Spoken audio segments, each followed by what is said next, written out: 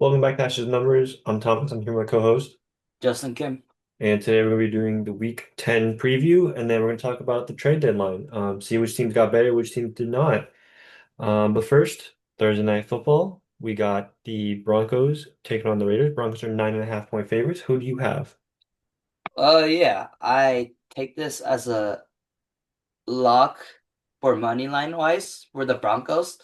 You know, they barely won last week, but I think this offense will bounce back. I think Bo Nix will have a nice game, and I think they'll be able to like lock down Geno Smith, and Geno Smith has one of those game again. Yeah, I'm on the other side of that. I do think the Broncos win this game, but I don't think it's going to be 9.5. I don't think they win by double digits here. I do think the Raiders keep it close. And if I'm looking at this, I'll probably take the under. I don't like either offense in this game. But give me the Raiders plus the 9.5. I trust the Raiders to keep this one close, even if they don't come out with the victory. They played the Jaguars pretty good last week. I expect a similar for the for this game on Thursday. Mhm. Moving on, we got Indianapolis coming off a loss in Pittsburgh, going home facing the Falcons. They're 5.5 point favorites. The Colts are. Who do you have in this one? You said five and a half, right? Yeah. I have the Colts winning this one. They struggled in the first half against the Steelers, but they got their rhythm going. I mean, the Falcons play good against, good teams, but I feel like so this might be a sneaky one. I think it'll be close, but the Colts winning this one in London or Europe, whatever. Oh yeah, yeah, in Berlin. Yeah. 5.5. I'll go with the 5.5 as well. I think the Colts bounce back. I don't think this is gonna be a close game. I think the Colts take care of business. They got a trade acquisition. I think they make a big impression in this one. Give me the Colts. Next game, you got the Bears at home taking on the Giants. Bears coming off a crazy win in Cincinnati, and now they head home. They're 3.5 point favorites. Who do you have in this one? Yeah, I have the Bears winning this one, and I'll also take their spread because the Bears offense is very good in my opinion right now. Just- And all around, just running, passing, and the Giants, they're who did they go against last week? The Niners. Yeah, their offense or their defense didn't look too good, while like the offense supported. They lost by 10, and yeah, I'll probably roll with Chicago. Yeah, this is my lock of the week. Coming up after this one, Chicago has a pretty interesting schedule, but this is when they should take care of business. Give me Chicago in the points. There's no way I see the Bears losing this one, especially after last week's win.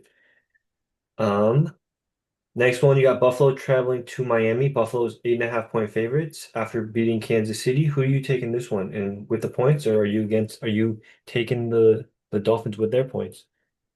I mean, Dolphins didn't play bad last week, but they couldn't score touchdowns. But I probably take the Bills, to be honest. I think Josh Allen is back. They crushed KC in my opinion, but the score was close, right? I wouldn't say they crushed Casey. I think Casey kept it close. They had a final drive to tie it up there. Yeah, I wouldn't Yeah, say they crushed Casey. but I probably roll with the Bills. I think Josh Allen is back. Yeah, I'll meet you there. I got the Bills as well. I don't like this Dolphins team. Dolphins did not play well on Thursday, and they're continuing to be dysfunctional. A lot of guys in there probably wanted to be traded at the deadline, and they didn't get traded. So not a lot of motivation in there. Give me the Bills to take care of business there. Mhm.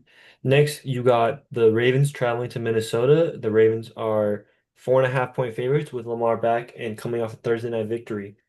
Yeah. I'm probably rolling with the Ravens. They're in a two-game winning streak. I think it'll continue. They got Lamar back. The offense looks good with Lamar, and their defense is just elite when, they're all healthy. Especially Kyle Hamilton. He's a dog. Yeah, I mean, you kind of said it, but this is why I'm taking the Vikings actually, because I don't trust this Ravens defense. This Ravens defense has not been great. I don't think it is very great. This is not the Ravens defense we know of the past. And I like Minnesota to keep it close. I mean, I might even take them for the upset of the week. Looking through the slate right now, uh, not a lot of ones, but this is one that I would have considered. I have my other upset of the week later on, but this is the one where I think, you know. Minnesota keeps it close even if they don't win, but I would lean maybe Minnesota even winning this game. This is a game where Lamar, they haven't played anyone great yet since Lamar came back, beating the Dolphins. I want to see how Flores, approaches this, and I can see the Vikings winning this game. Give me the Vikings if I'm getting points. Moving on, we got the Browns. They are 2.5 point underdogs against the Jets, who just traded everybody. Who do you take in this one? Yeah, they're both bad in my opinion, but the Browns still have Myles Garrett, defense player of the year probably candidate, yeah. And the Jets, like what you said, they traded all their good player away, Sauce Gardner, and who's the D line that they traded away? Quinn Williams? Yeah, they also traded away Williams, and yeah, I think this Jets team will be good in like few next years, but not right now. I'll probably Mhm. roll on with the Browns. Yeah, I'm taking the Browns with the points as well. I don't like this line. I don't know why the Jets are favored in this. After trading away Sauce Gardner and Quinn Williams, like you mentioned. I like the Browns. I mean, the Browns still have their core. They're still fighting a little bit. Give me the Browns with the points. Mhm. Next, we got New England traveling down to Florida to play the Buccaneers. The Buccaneers are 2.5 point favorites. Who do you got in this one?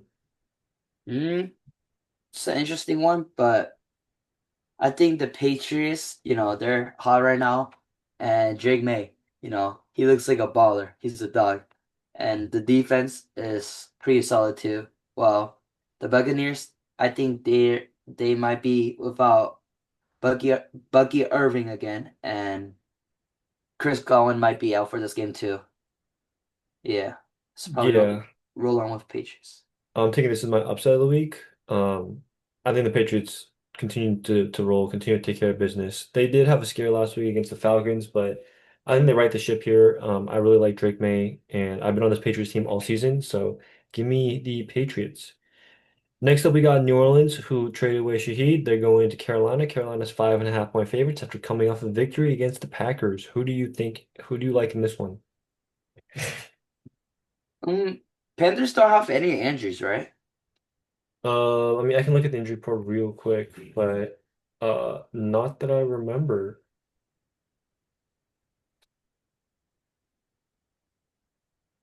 Yeah, I'm I not sh seeing any big injuries right now. okay. Rico's questionable right now, with the quad He'll injury. he'll probably play. I think they're just Yeah. resting him. Yeah. I mean, okay, then I'll probably have this luck of my week too, minus 5.5. This Panthers offense is pretty good with Rico Dowdle. You know, he every game like he's used. I think the Panthers offense had look amazing. And for the Saints, like what you said, they should always he which was one of their huge target. And it'll be interesting to see how this team function now. hmm Yeah. Um, I'm with you on that one. I like the Panthers plus the points as well. Panthers are an interesting team. I mean, they're inconsistent, but they do have flashes where it's like this is a pretty solid team, showing flashes. They're above Mhm. 500 and the Saints are tanking, so I'm not gonna bet with the Saints on that one. Pretty close matchup here. You got Jacksonville against the Texans. Texans are at home. They're 1.5 point favorites. What do you like in this one? Yeah, CJ Stroud is rolled out, and there's no major Jaguars injury, I think. I I mean, mean, Travis Hunter and Brian Thomas probably aren't playing this week. Brian Thomas too. Yeah. I mean, we But knew we knew Travis Hunter was out. That's a pretty huge one, but they played pretty well. Okay, I mean, if Thomas is out, I think I'll still probably roll with the Jaguars. Yeah, plus 1.5. I think they'll win this. They just got Jacoby Myers. He's a very great wide receiver, and Parker Washington. They still got good depth in the wide receiver group. yeah, on the other side here, I like the Texans with the 1.5. I think even without CJ Stroud, I think this offense is better than the Jaguars without Brian Thomas and Travis Hunter. And defensively, I really like this Texans defense. It's just something that like it's just something that like they if they keep the game close, they always have a chance. They kept the game close against the Broncos. I think they keep a game close against the Jaguars, and the Jaguars barely won that one. It was a 2 point conversion that failed. Um, Not liking that going into Houston. Give me the Texans on that one. And now we hit the afternoon slate with a couple of NFC West matchups. The Seahawks taking on the Cardinals at home. Seahawks are 6.5 point favorites. Who do you have in this one? Yeah, it's a division rival game. I think it'll be close. I'll roll on with the plus 6.5, but I have the Seahawks winning this one. Yeah. Their offense is very stacked now. They got Shaheed, a deep speed threat, and Jason, who's just showing out this year. And their D-line's just crazy. Yeah, I like the Seahawks team. Obviously, as a Seahawks fan. But you kind of mentioned it with the plus the points, 6.5. The Cardinals are starting Jacoby Brissett, and they did come off a pretty convincing win against Dallas. I'm gonna lean Seahawks with the points here just because of the hook being under the touchdown. I think the Seahawks can win by a touchdown, but I will not be surprised if you win this win this particular matchup with the Cardinals covering the 6.5. And it's, divisional matchups always are tighter than they should be. Yeah. But I'm gonna roll with the 6.5 to be on the other side of you. And then the Rams traveling into San Fran. The line is 3.5 for the Rams. Yeah, who do you have and why? Yeah, the Rams line and the money line. Because, Puka Nakua is back. He was playing very well in the game until he was rolled out. I think it was more of a like caution Mhm. than like a bad injury. And also like their defense is good. So I'll roll on with the Rams. Yeah, this is two 6-win teams right here. Give me, I'll take the Rams as well.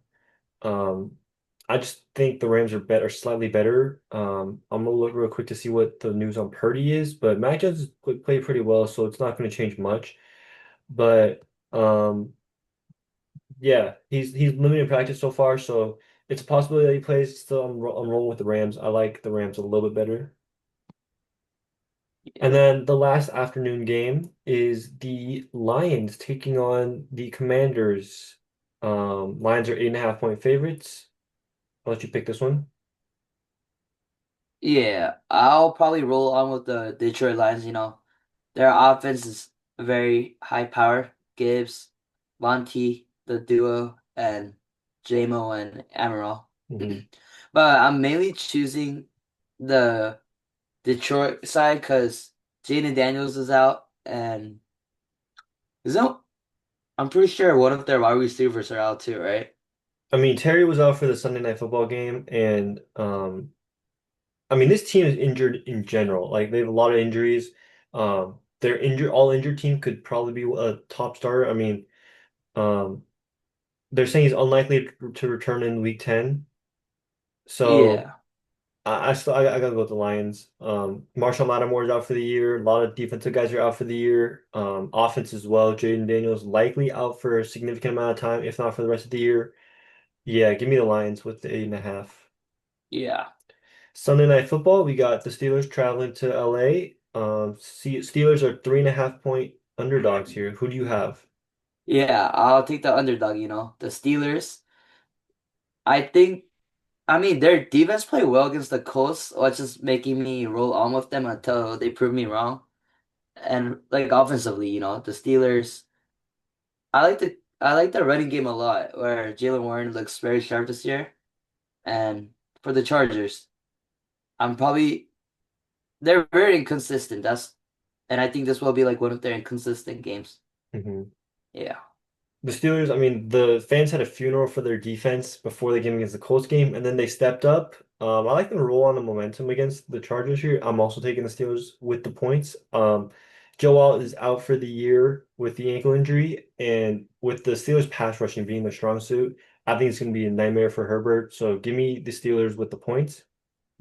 And then the Monday game, Eagles traveling into Lambeau. The Packers are 2.5 point favorites. Who do you have in this one?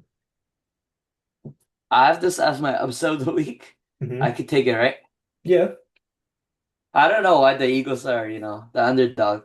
They traded for Jair, who's pretty washed, but I think he'll come back alive and help the Phillies defense, especially because, we have Khalil Ringo starting, and they also traded for, who did they trade for? It was a defensive player.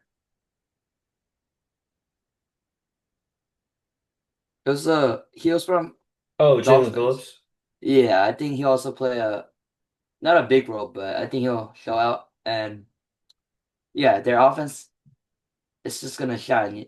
One of the best offense, and Packers are inconsistent. Yeah, Yeah, I'm actually taking the Packers in this one, and this is one that I consider being my lock, just because the Packers, for some reason, they step it up against good teams. This Packers team against good teams is one of the best teams in the league, but when you get the Browns or the Panthers, just every once in a while, they falter. So I'm taking the Packers on this one. This is a game where I see the Eagles definitely, falling, especially coming off a bye week, right? Um, this is one of those easy trap games I see. Give me the Packers in this one. You got anything else for the slate? Um, before no, we move on? no, that's it. All right. So we're gonna we're gonna go through all these trades. All right. Okay. I'm gonna go through them in what do you call it? In like time fashion. So is this is gonna be like going back to the Joe Flacco trade. So we'll start off with hold on, let me pull it up real quick. Give me 1 second.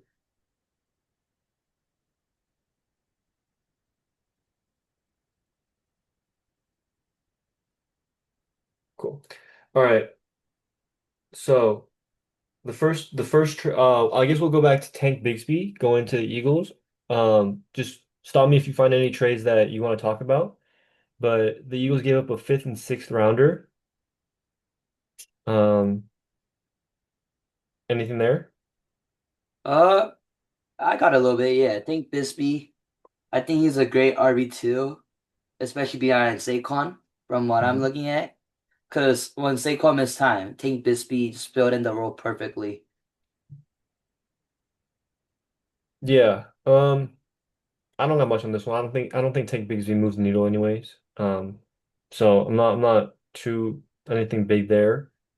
We can go through a couple of these quickly. Wide receiver Jalen Polk in a seventh rounder traded for a sixth rounder. Jarvis Brownlee Jr. In a seventh rounder traded for a sixth rounder. Cam Robinson in a 2027 seventh rounder traded for a 2027 sixth rounder. Joe Flacco in a sixth rounder traded for a fifth rounder. Thoughts on that one? Yeah, the Bengals look very good with Joe Flacco. It was the offense Very was, good. I don't know if that was very good. I mean, with Jake Browning, it was unfunctionable, but with him, Jamar Chase and T. Higgins just looks like they're back. hmm Yeah. Yeah, I mean, I still don't think this moves the needle for the Bengals. I still think the Bengals miss the playoffs unless Joe comes back. Moving on, Odafe Oweh traded with a 2027 seventh rounder for Gilman and a 2026 fifth rounder. I'll just go quick on this one. The Chargers get a good edge rusher, I think. Nothing more than that. I don't really think this is a big move per se. I mean, you got anything? No. Okay. A couple cornerbacks getting traded. Greg Newsome in a sixth rounder traded for Tyson Campbell in a seventh rounder. You got any on this one? What team did Greg Newsom go to? Greg Newsome went to the Jaguars. Tyson Campbell went to the Browns. Yeah, I think just a little bit, but I think this is a W for the Jaguars, Their defense looked good at times, and they just got a elite cornerback. I like this for the Browns too, though. The Browns, getting Tyson Campbell. I really like Tyson Campbell, and he plays really well in their system. I think he had a pick in his first game with the Browns, so like that one. Roger McCreary going for and a conditional sixth rounder going for a fifth rounder. Keon White and a seventh rounder going for a sixth rounder. Kyle Duggar and a seventh rounder going for a sixth rounder. Anything on those ones? No, do you? I mean, I'll just go Kyle Duggar. The Niners get somebody on defense, which they really needed, especially with all the injuries. Michael Carter and a seventh rounder, 2027 seventh rounder, going for John Mechie and a 2027 sixth rounder, and Jair Alexander and a seventh rounder going for a 2026 sixth rounder. What do you have on those two? Oh, Yeah. I'll throw in Jalen Phillips too for a third rounder. just to round up the Eagles trades. Yeah. I think, that's very huge trades for the Eagles this season, potentially. I mean, we all know that Jair Alexander's washed, kind of, but I think he'll step up good for the Eagles and Phillips. This Eagles secondary is just hard to watch, in my opinion. Hmm. So I think he'll also, you know, be a key factor this season. I'll give a hot take here. I don't think Alexander or Michael Carter are going to make any big differences on the secondary. I still think the Eagles secondary is very iffy, if per se. I mean, it's better though, Kelly Ringo's I don't know if it is better though. I mean, Ringo? Are we talking about Ringo? yeah, but I mean, Jair Alexander hasn't been. He's been on one of the worst secondaries in the NFL. I mean, we'll go back to it later. Like, there's another trade here coming, but when you give up, old bread for moldy bread, you're not really making a big difference. You know what I'm saying? It's like, does Jair have like the leadership? Yeah, he's a better leader than Keely Ringo. Maybe he comes in, helps Keely Ringo develop. But I mean, I don't think you're looking at Jair being like, oh, he's gonna be the guy who locks down the Eagles secondary. I mean, I think it's for this season, but yeah. Well, it's obviously for this season. You're not trading for Jair Alexander for next season. I mean, it's, there's Jair Alexander right now. He's 28 on the back half of his career. He has no interceptions, no pass deflections, no forced fumbles, and 4 total tackles. If that's the guy you're trusting to like lock up your secondary, we got bigger issues in Philly. And Michael Carter, I mean, Michael Carter has at least he's playing snaps, right? I just don't know where you go with this. Like, I like the Jalen Phillips pickup. That one's really good. You needed edge rushing, and Jalen Phillips is a really good player. He's coming off an injury, but you get good players there. You got good production there. I don't know about the cornerbacks. They're not moving the needle for me. They got to prove something to me to really show something. Yeah. Uh, Draymond Jones going for a conditional fifth rounder. Anything on that? No, dude. Okay, nah. Logan Wilson going for a seventh rounder. No. I'll just mention real quick. Logan Wilson's going from the 32nd ranked defense to the 31st ranked defense. So, not much of an upgrade there. I guess Logan Wilson. I mean, he wanted a trade, so he got his trade. But Dallas didn't give up anything. This is one of those ones you just trade. You just trade the trade. Now we got a big trade here. Jacoby Myers going for a fourth and sixth rounder. Yeah. No, I think what contract is Jacoby Myers in? Like 1 year left? I believe so. I'll confirm, but Yeah, I think this trade is huge for the Jaguars this season, We don't know yet if Travis Hunter is out for long or so, and we don't know the condition of Brian Thomas Jr. So if those two miss this time, it'll be Jacoby Myers and Parker Washington, mhm. which isn't good, but isn't bad either. Yeah. Yeah. I'll mention that Jacoby's in the last year of his deal. So, yeah, this is a this year only move. Um, and then if the rumors are true and Travis Hunter isn't coming back for a while, then this is a big deal for the Jaguars to shore up the outside guy. Even if Travis comes back, you probably don't want to rush him coming back from a major knee injury who that they put on IR immediately. It's a win now move.